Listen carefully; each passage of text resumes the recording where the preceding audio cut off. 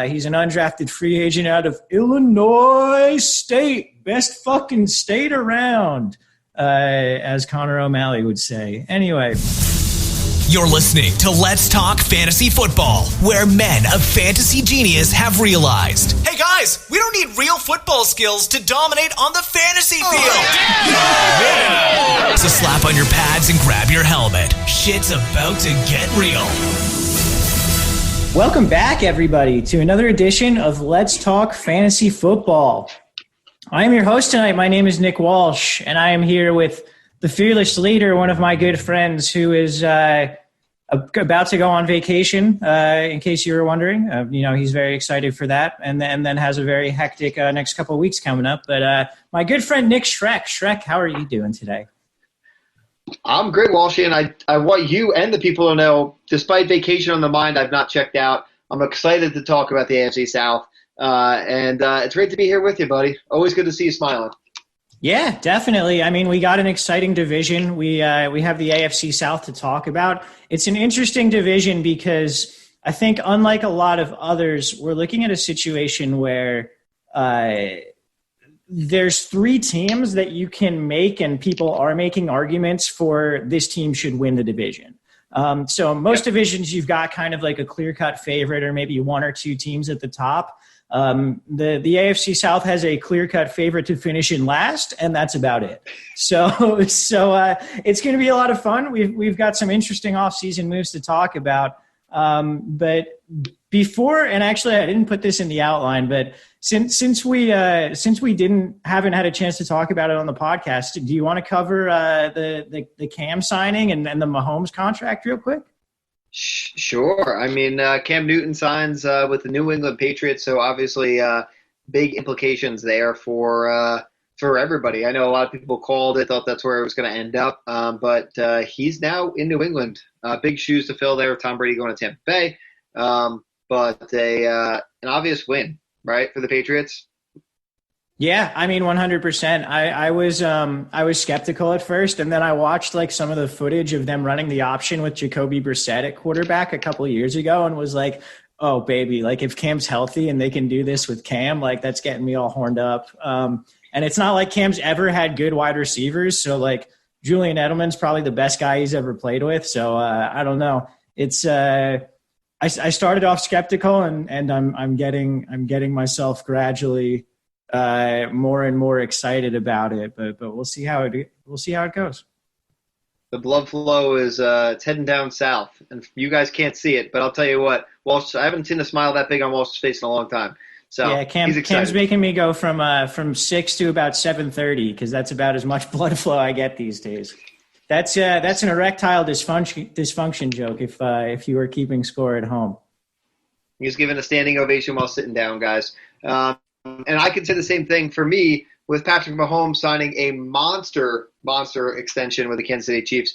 So it's 10 years on top of the 2 years he had on the contract. So for another 12 years, I think they're giving him about $100 billion quadrillion. And quite frankly, he's worth every penny of it. Obviously, you hope he stays healthy, but if it's any indication of where he's been already and where he's going to go, super excited. Chiefs should be pumped. It's going to be interesting to see how the numbers play for some of these other guys. But I'm just looking ahead. Yeah, so right, Patrick Mahomes will make $31,250 every day he is alive on this earth, Walsh. That's more than a lot of people's yearly salaries. So good for him. Yeah. Good for him. He, I mean, people are going to, talk about how athletes don't deserve the money that they get. In terms of relative to what normal football players get, Patrick Mahomes deserves every cent of that. Absolutely. And, all things, knock on wood, but the guy's going to be the best quarterback in the league for the next decade, and the Chiefs have ensured that he will be doing it for them. Hell yeah, baby. Hell yeah. As a Raiders fan, it is a little tough to see, but it's just like, man, I can't wait for 10 years from now when our Super Bowl or our division window opens up a little bit. But you gotta only 10 more years of suffering. You got to hope for like the one Tom Brady injury year, and then like the Chiefs backup doesn't pull a Matt Castle or whatever. But we'll see. You bite your fucking tongue. Fair enough. Talking about my Patty boy like that. Yeah, no, that's, you don't wish injury on anyone. And of course I certainly not, don't on Pat Mahomes. He's one of the most fun guys to watch in the entire NFL. So congratulations to him. Congratulations to you. Congratulations to Cam Newton on getting another shot. Hopefully Cam's healthy. Yeah. I'm sure as the season, as we get closer to the season, since we already did the Patriots breakdown, but I'm sure we'll have plenty of Cam talk and plenty of Mahomes talk as we get closer. So no doubt. With that being said, we've got part one of the AFC South. So we are going to cover the Houston Texans and the Jacksonville Jaguars. So if you know teams and you can do math at home, that means part two, which will be coming to you later this week or early next week or whenever the hell these things get scheduled. I don't know. It's going to be the Colts and the Titans. So keep an eye out for both for that as well. But for right now, Schreck, let's jump right into the Houston Texans, who did win the division last year, despite having a negative point differential, barely negative, just by a touchdown and an extra point, I guess. But they won the division. And the offseason for the Texans was one, I'm good friends with a Texans fan, and he is thinking about ways to assassinate Bill O'Brien. I won't name him on the podcast because I don't want to get him in trouble with the authorities. But he would like Bill O'Brien dead, because Bill O'Brien did some really dumb things, specifically trading away DeAndre Hopkins for, David Johnson, more or less. There was slightly more involved in that trade. And then also the Brandon Cooks trade, which, if it works out, great. But generally trading for a receiver with a significant concussion history on a gigantic contract is not the smartest thing in the world. So, all that being said, I think there's some fantasy relevance to be had here. And we'll start at the quarterback position with our man Deshaun Watson, drafted ahead of Mahomes in that draft by a couple spots there. So maybe he'll get, he's probably licking his lips looking at that contract as well. But Deshaun Watson this year currently going quarterback 6, 7th pick in the 6th round. He was quarterback 2 last year in points per game. So what do you think about this drop in ADP? I think it's a value, right, for fantasy owners. I understand, we lost a not talented wide receiver, and we got a super talented one and healthy one in Brandon Cooks. But I think what's going to happen, and obvious sarcasm for those of you who do not pick up on it.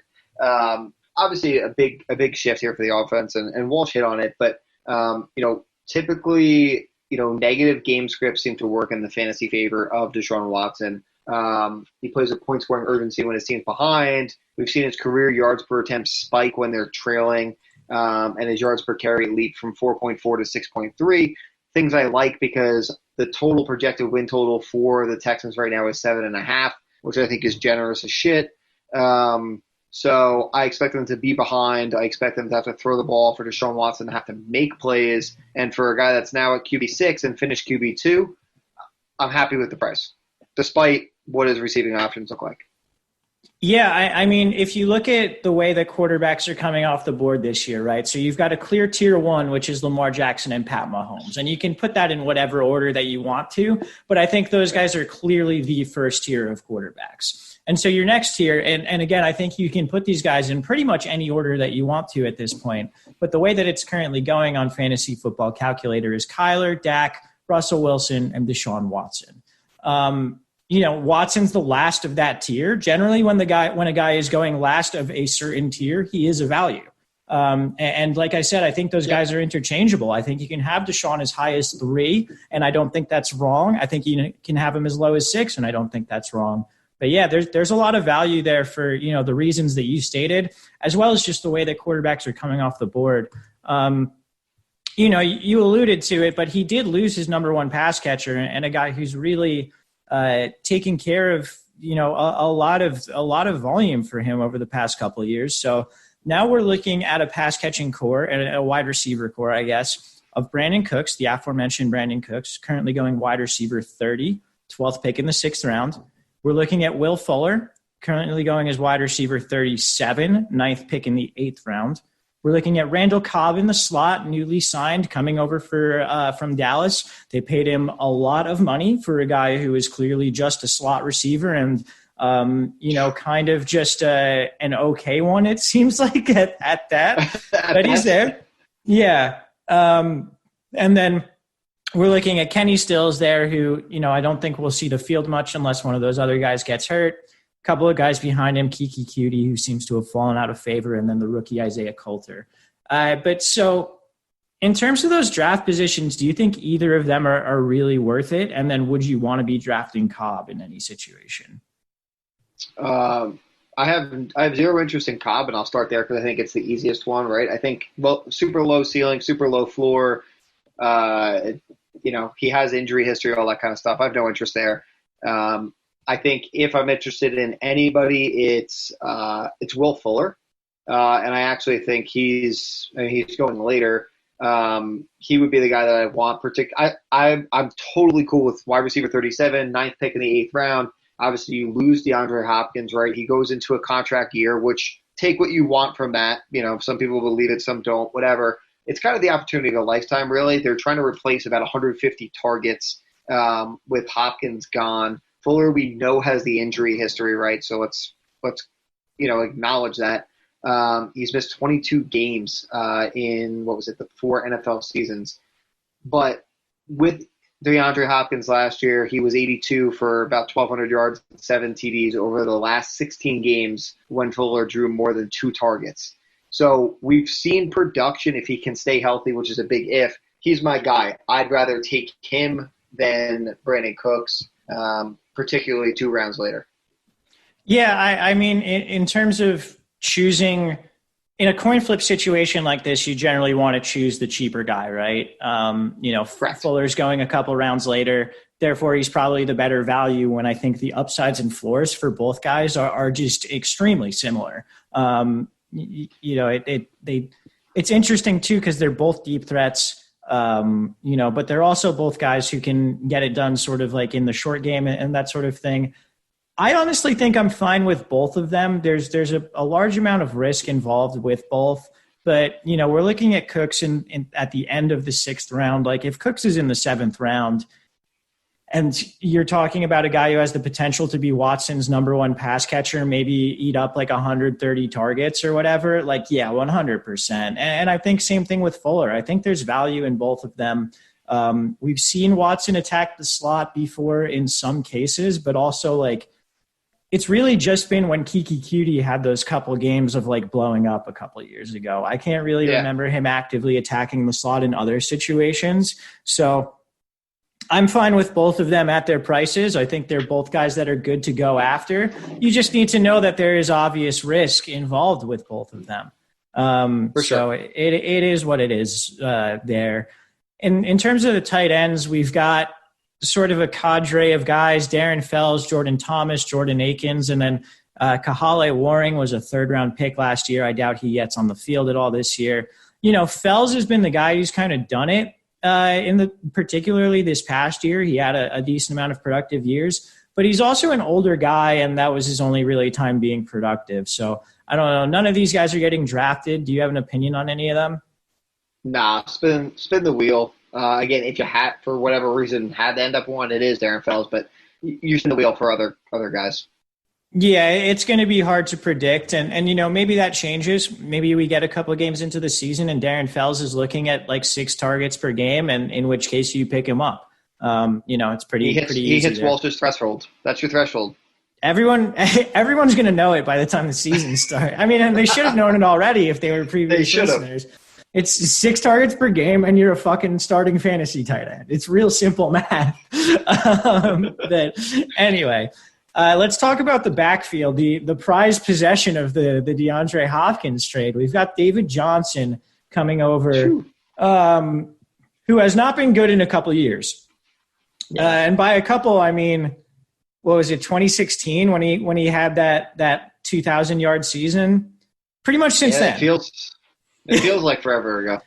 Yeah, because he was hurt all of 2017. He had the okay season behind the shitty offensive coordinator situation in 2018. And then last year, Kingsbury comes in and he has a decent first couple games outside of the game against Baltimore and then gets hurt. And after he gets hurt, he doesn't really reclaim that starting job. So it's literally been since 2016 that this guy's been productive. And now he's RB17. Fifth pick in the third round. Feels a little high to me. What's your call there? Yeah, I mean, David Johnson, excuse me. David Johnson to me is he's a flex guy for me. He's down to a running back 3 at best, I think. Just the injury history, I don't know. I mean, it's tough, right? Because you could sell it any way you want, as statistics typically play, right? We know that he draws the NFL's 4th softest run schedule, so that helps. His passing production is going to suck. It's just is what it is. He didn't look great in the second half of last season. I saw someplace they used the term "stiff as a board," which sucks to hear. And he finished dead last in PFF's elusive rating. So I think it's a high risk volume pick, and it's a gamble I'm not going to take personally. Yeah, I mean, the Texans' obsession with trading for pass catching running backs has just been bizarre to me because, you know, with David Johnson and then Duke Johnson as well, these are both guys who excel in getting out in the open field, catching passes. And the Texans last year had the 5th lowest percentage of targets thrown to running backs. And in 2018, it was the lowest in the NFL. So we're not looking at like an aberration year based on talent or anything. No. This is a team that with Bill O'Brien and Deshaun Watson at the helm have not thrown the ball to running backs. So, you know, I don't see really how we're going to get to that RB17 spot with David Johnson, unless it's like you said, they're pounding him 20 carries a game, which is like what the Cardinals did in 2018. And yeah, he ended up like a low end RB1, but man, it was ugly getting there, you know? So it hurt you every week. Yeah, I was heavy on him that year, and it was not fun to own. So yeah, not a guy that I'm actively targeting. You know, particularly mid-third round, and this is going to be a trend, but you're going to see a lot of these. Running back is going so wildly high this year that you're going to see a lot of wide receivers that feel like better values coming off the board at the same time. Within that range at wide receiver, you're seeing guys like Mike Evans, Adam Thielen, and Allen Robinson, and it's like, you're going to tell me I'm going to draft David Johnson ahead of them?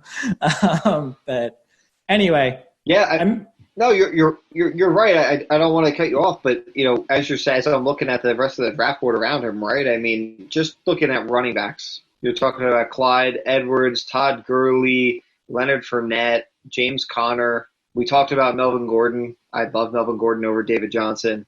Like, it's just and that third round, it's just a fucking disaster. Like you said, like get your running backs early and let everybody else fend for it, I think, in that third round if they have to. That's probably how I'm going to try and go. Yeah, that feels like a war zone of a round to me. You know, and I've talked already about getting one guy early and then throwing a bunch of darts mid to late rounds. And, you know, I haven't exactly changed my tune yet on that strategy. So David Johnson will not be a guy that ends up on a lot of my teams this year. A guy who might, as a mid to late round dart throw, is Duke Johnson, because he's going running back 53, the last pick in the 11th round. And, you know, he provides a very similar skill set to David Johnson, but Duke Johnson is a guy who has been one of the most efficient running backs in the NFL for his entire career, and he provides a catch floor, if nothing else. I know we said they don't throw it to the running back very much, but I believe he had around 60 targets last year, and he's one David Johnson injury, which is something that has happened pretty often over the past couple of years, away from being a starting running back in the NFL. So a guy who is a very interesting dart throw to me. Yeah, I have no problem with the call, Walsh. I mean, again, Johnson leads all running backs in yards per touch since entering the league with 6.5. And he's receiving per game touch averages of 7.9, 5.4, 9.8, and 7.9 over the last 4 years. the all-around talent and the injury risk to David Johnson makes him a no-brainer, particularly at that price. Even if he comes up a little bit, he's still a no-brainer, I think, there. Yeah, hey, you said it perfectly. You know, he's a talented guy who has gotten pegged into this certain role by Hugh Jackson and Bill O'Brien, who are two of the dumbest NFL head coaches of like the past decade and a half. So if David Johnson gets hurt, watch out, because Duke Johnson's an RB1. Is crazy. You know, is sort of my look at it. But anyway, do we have anything else on the Texans? That's it for me. All right, we'll take a quick break and then move on to the Jacksonville Jaguars. You're listening to Let's Talk Fantasy Football, home of the brutally honest fantasy advice you've always needed. Okay, guys, we are back and we are ready to jump into the Jacksonville Jaguars. A quick note before we get into the players. They do have a new offensive coordinator. John DeFilippo, the former offensive coordinator, and the Jags mutually parted ways after the season. So we have none other than Jay Gruden, former Washington head coach, coming in here and making an appearance as the offensive coordinator. That is going to matter as we talk about one player on the team pretty significantly. I see you nodding, and I think you know who I'm talking about later on, but we'll let you guys guess until we get there. The Jaguars last year were pretty Tyler bad. Eifert. It's definitely Tyler Eifert. You're correct. Go ahead. I'm sorry. That made me laugh. The Jaguars last year, they kind of went off the rails. You know, Nick Foles got hurt early on, but then we got the advent of Minshew mania with Gardner Minshew coming on and playing better than you would expect any sixth round rookie. I said sixth round rookie. Darth Maul is the newest rookie. We have also gone off the rails. Jesus. Anyway, Gardner Minshew came on and did really better than you would expect any sixth round rookie to do. Just ask Mason Rudolph. So he's a guy who's going to get another shot at it this year, and we'll see. Maybe it's a tank job for him. You know, their Vegas over-under is 4.5 wins, so we're not exactly expecting them to be good this year.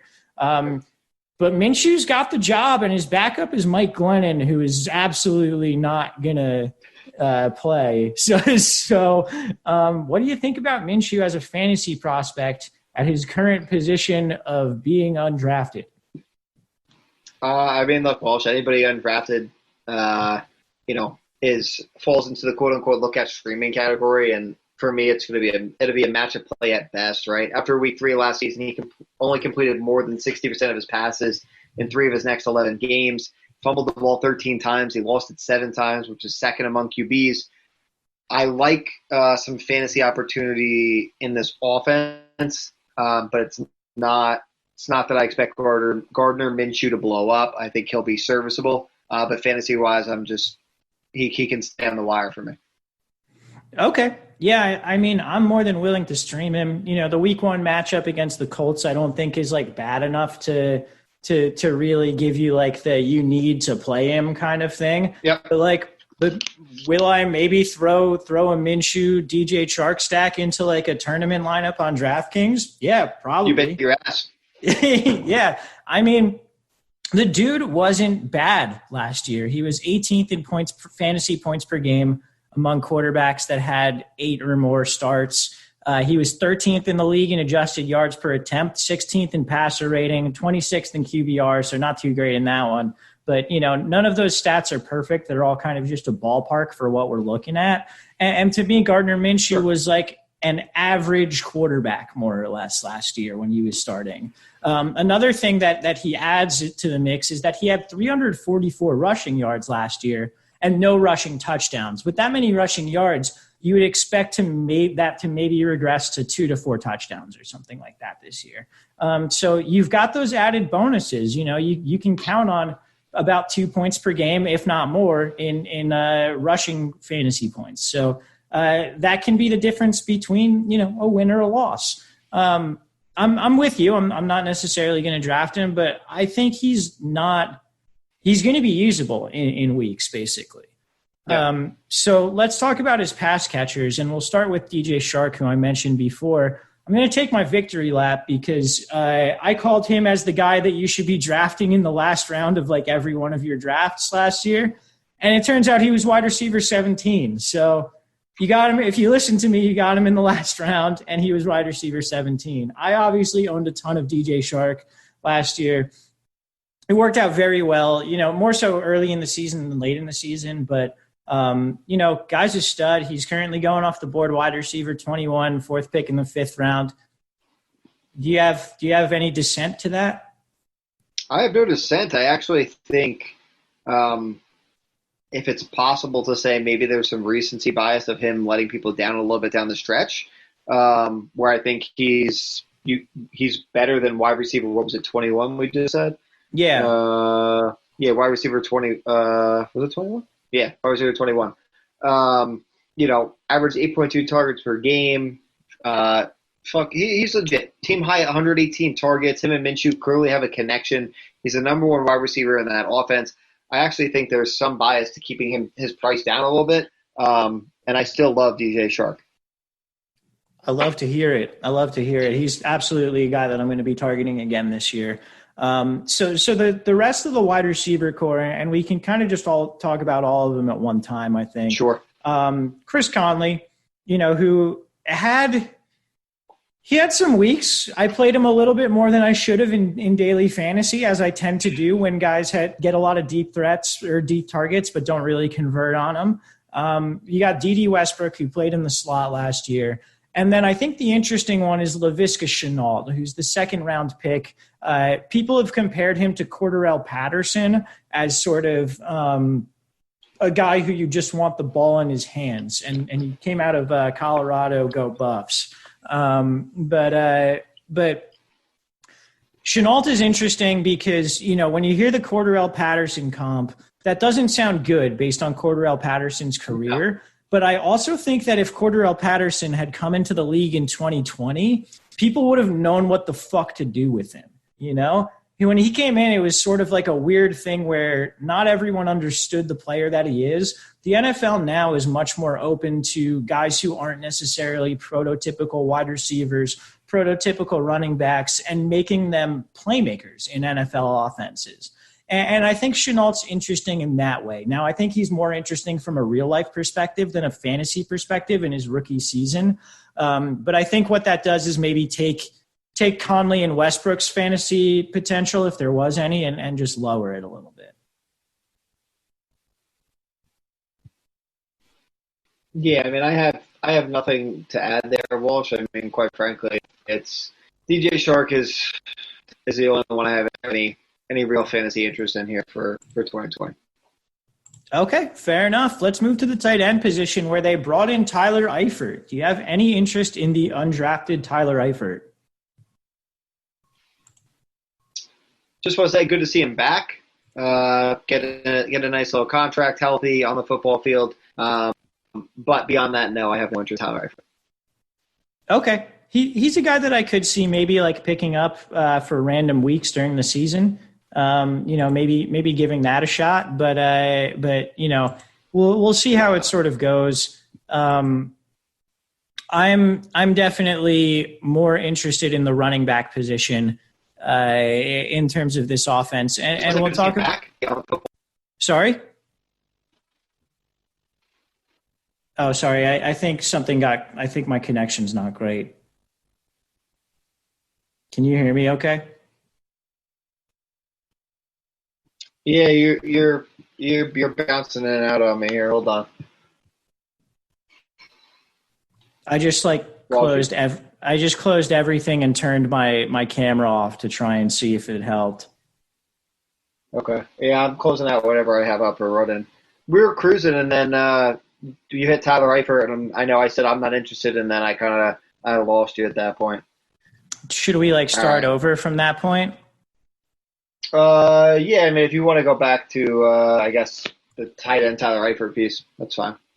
Okay, well, I guess we'll see how it gets edited in or whatever, but it is what it is. Yeah. At the tight end position, we have Tyler Eifert coming in here. Do you have any interest in him from a fantasy perspective? From a fantasy perspective, no, especially coming into drafts here. Happy to see him back, healthy, getting a nice contract, getting paid and whatnot. Maybe he fits the fantasy wheel down the line, but that's probably it for me. Yeah, that's fair. I think definitely a guy who could be on the wheel. I mean, we're not going to get much of camp in preseason, but like if he's healthy, like I don't know, maybe a late round target. I'm talking myself into this, and I'm stupid, but anyway. Let's get off Tyler Eifert before I start to say something dumb and move to the running back position, where we've got Leonard Fournette, currently running back 16, third pick in the third round. I don't know. What do you think about Fournette there? It fits our narrative of third round as a fucking shit show of running backs, Walsh. I mean, they supposedly were looking to trade him during the NFL draft. Obviously did not. They had the whole contract thing going on. And it is frustrating, right? Because you look at some of the numbers here and it's like, well, you know, in the passing game, he had the fourth most targets by running backs, 100. He turned into the fifth most catches with 76. He had career highs in rushing, yards per attempt, receptions, receiving yards. So statistically, great. But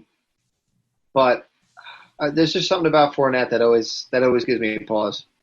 Yeah, I mean, he was RB9 last year in points per game, but I mean, that was 100% because of his volume. He had those 265 carries and then the 76 catches. I mean, I'll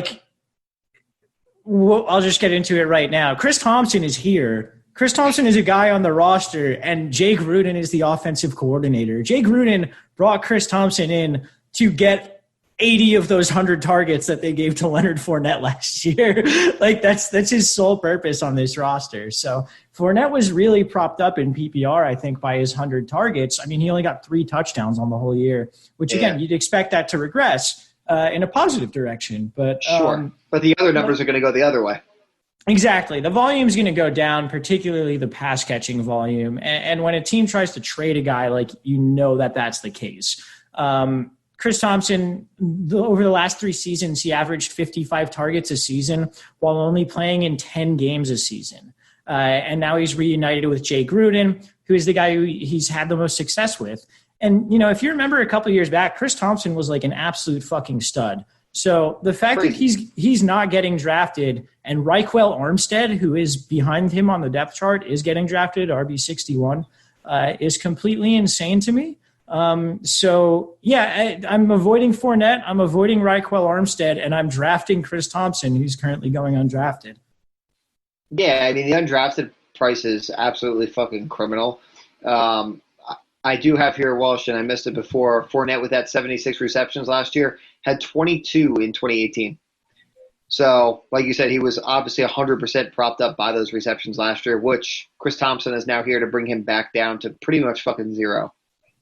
Yeah, and he was also like one of the least efficient running backs in terms of fantasy points per target and that sort of thing. Like, the guy did jack shit with his receptions. He didn't show any sort of reason for them to give him that much in the future. So it seems like a 1-year volume thing, and we'll see how it goes. And people are going to fucking, based on stats, just fucking buy. You know, because if you do look at just last year's numbers, you're like, holy shit, that was a good year. Yeah, I mean, it was, but again, it was only based on the volume, and I don't think that volume is going to be there. The other guy in the running back core that I put down here was James Robinson, and I only put him down here because he's an undrafted free agent out of Illinois State, best fucking state around, as Connor O'Malley would say. Anyway, that's all I got for the Jaguars. Do you have anything else for them? That's the opener. Walsh. We got the pipe. We got the mud. Best fucking state. And that maybe a follow-up opener. Yeah. Anyway, you're on fire. I have nothing on the Jags now. I think we nailed it. We talked about the impact here of offensive coordinator changing, and that's it, baby. Let's play fantasy football. Yeah, I mean, as you said, it's going to be interesting for both these teams. We'll be back with the Colts and the Titans for part 2 of the AFC South. So make sure to keep an eye out for that. If you haven't listened to any of the division breakdowns that we've done 4 of them, I want to say this is our 5th. Yeah. So, make sure you go back, listen to those. The Patriots one won't exactly be accurate now that Cam is on the team, but, you can deal with that. So, again, keep an eye out there, and we're going to keep on moving forward, providing you with these division breakdowns. So for Schreck, I am Walsh. Later, podcast. This has been Let's Talk Fantasy Football. Thanks for listening.